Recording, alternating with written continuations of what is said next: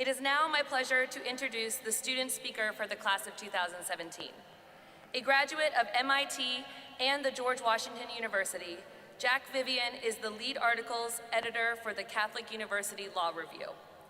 Jack has been an active member of the St. John the Paul II Guild of Catholic Lawyers and served as the Guild's president during its second year. Jack truly is an intelligent, passionate, and kind person, and it has been my privilege to know him at Catholic. So please help me welcome Jack Vivian as the student speaker for the class of 2017.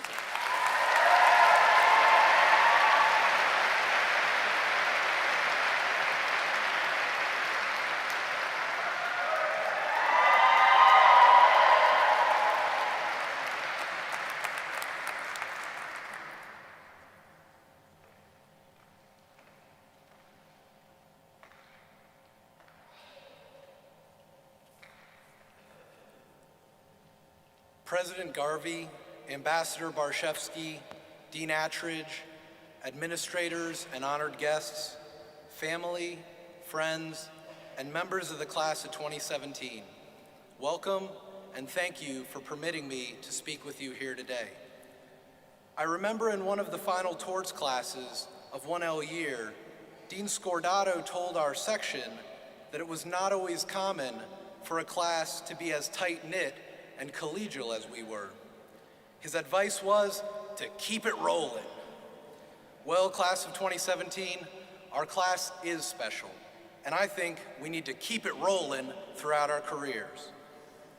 Our ranks include accomplished legal minds, men and women of action who will have great successes in their diverse careers. But most importantly, our class is comprised of persons driven by love and compassion. The law is an incredibly personal profession. As we have heard repeatedly over the past 3 years, people most often approach lawyers in times of tragedy, turmoil, heartache, suffering, and strife. It is that love and compassion which will distinguish you as advocates and which will most deeply impact the lives of the people you represent. Therefore, my wish for the class of 2017 is this: be the miracle in someone else's life. Although miracles are supernatural demonstrations of divine power, I have come to realize that something can be one thing and something totally different at the same time. Manna in the desert may be the product of naturally occurring temperature and pressure changes, but it can also be the preordained sustenance provided by the Creator to His people. Generosity to the homeless may be the result of the compassion of a passerby, but it can also be the answer to one's prayers. As Jesus said, "The harvest is great, but the workers are few." So pray to the Lord who is in charge of the harvest and ask Him to send more workers into the field. I would argue that God often works miracles through the hands of His people, and I would contend that God is calling each of us here today. To illustrate my point, I want to share with you a story of a miracle that recently happened in my life. As many of you know, my son was born with a rare liver disease. My wife and I found ourselves in and out of doctors' offices and hospitals. One Friday, after 2 full days at a hospital in Baltimore with doctors who, for the sake of brevity, were less than helpful, we were heartbroken to learn that our son was going into surgery that coming Monday. I went to fill a prescription for my son that was necessary to prepare his immune system to fight through the surgery. But as our Black Parade continued, the CVS was unable to fill it because the vitamin was particularly rare and generally required advanced ordering. I asked to speak to the pharmacist, and after explaining that my 7-week-old son needed the prescription for his imminent surgery, the pharmacist, named Emmanuel, jumped into action. He waved off the people in line behind me, and he gave my issue his undivided attention. Over the course of the next 40 minutes, Emmanuel called 8 different CVS's and the local mom and pop pharmacy down the street. As time was running short, Emmanuel realized that the prescription would not be filled by any of these pharmacists, and so his advice to us was to go home and to try calling other pharmacies. So my wife and I did. We called Rite Aids, Walmarts, Walgreens, Targets, and even the pharmacies in local hospitals. None could fill the prescription. With hope dwindling, my wife created a composite list of the vitamin's components, and she headed back to CVS to try to obtain a series of alternatives that would serve a similar function. And ladies and gentlemen, as an aside, this is one of the benefits of marrying a PhD in pharmaceutical sciences. Diana, I love you. I wouldn't be here without you. I told my wife to ask for Emmanuel because I knew that he would help us. When Emmanuel realized who she was, he exclaimed, "God is good." He had continued calling pharmacies after I had initially left. Unfortunately, I had never left a contact number for him to reach us, so there was no way for him to track us down prior to my wife's return. He had found a pharmacy that could fill our prescription, and he immediately sent my wife to Burtonsville, Maryland, where she was able to make it to the store less than 10 minutes before they closed. Without Emmanuel's love and compassion for our family, without his undivided attention, and without his willingness to go above and beyond the normal call of duty required under his profession, our son's looming battle would have been compromised.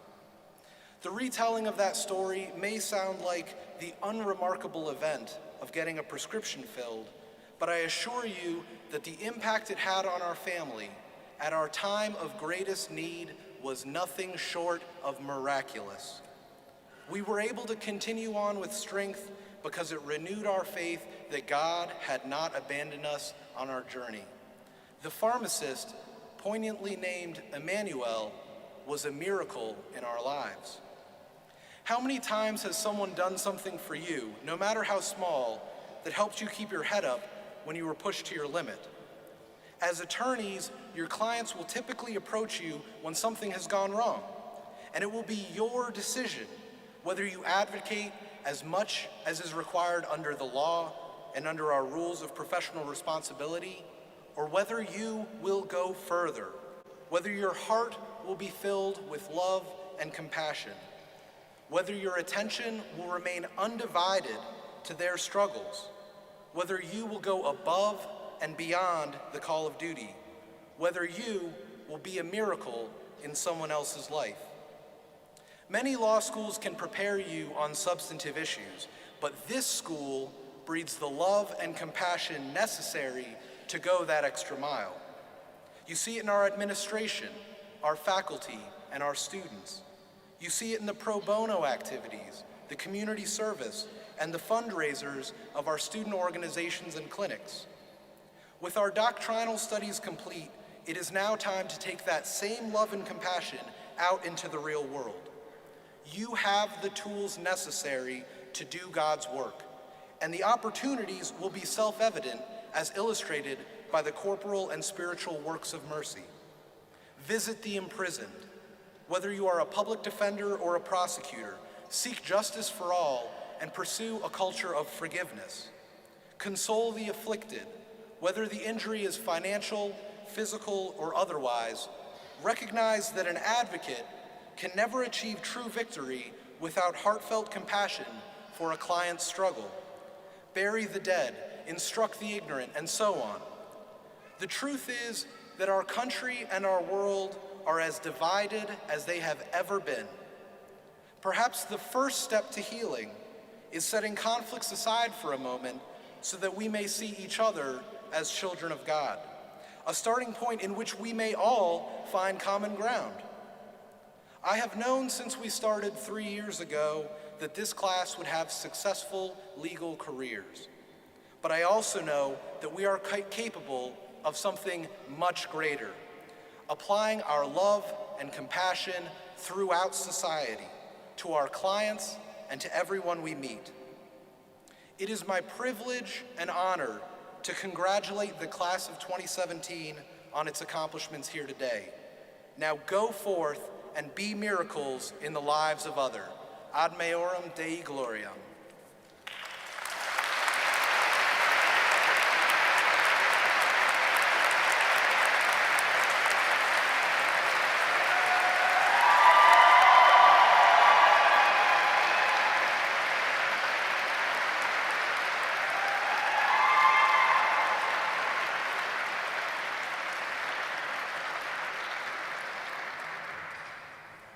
Thank you very much, Jack. Very well done.